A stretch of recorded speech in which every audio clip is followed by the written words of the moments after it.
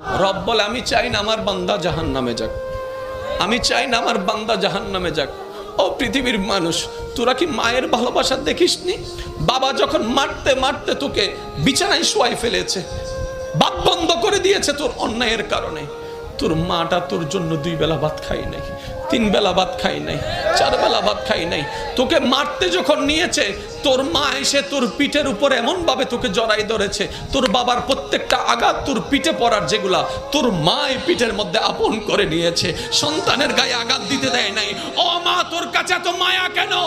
ও মা, তোর কাছে এত ভালোবাসা কেন?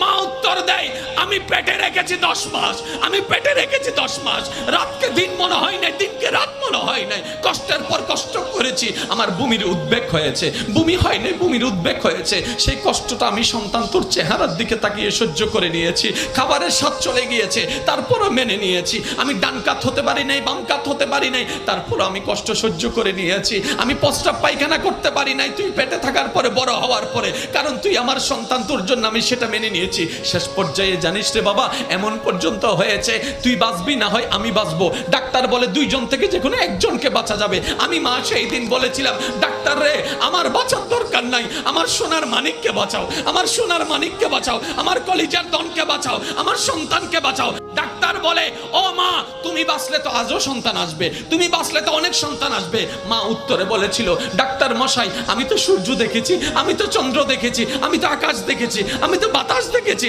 আমি তো দুনিয়া দেখেছি। আমার বাবা আমার মা কিচ্ছু দেখে নাই, আমার সন্তান কিছু দেখে নাই, আমার কলিজা কিছু দেখে নাই। আমি মা নিজে বাঁচার জন্য পাষাণের মতো সন্তানকে মারতে পারবো না, সন্তানকে মারতে পারবো না, সন্তানকে মারতে পারবো না। রব বলে, ওই মায়ের তুলনায় 1000 গুণ আমি রব তোকে ভালোবাসি। আল্লাহু আকবার।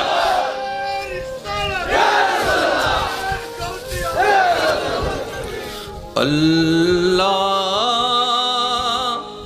ও গো আল্লাহ,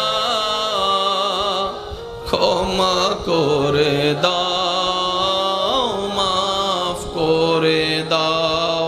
আল্লাহ ও গো আল্লাহ, ক্ষমা করে দাও।